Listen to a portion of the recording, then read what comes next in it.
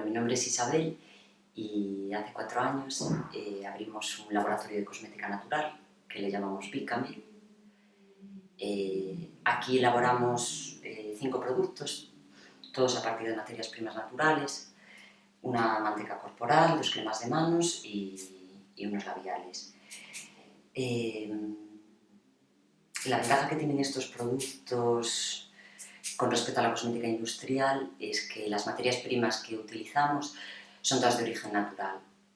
Entonces, nos ahorramos todos los tóxicos de los derivados del petróleo, productos sintéticos, que cada día se sabe más sobre ellos y sobre su toxicidad.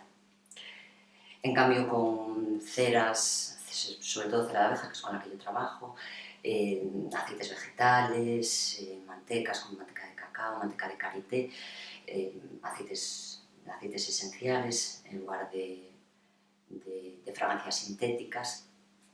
Conseguimos una cosmética mucho más respetuosa con la piel y a la vez con el medio ambiente.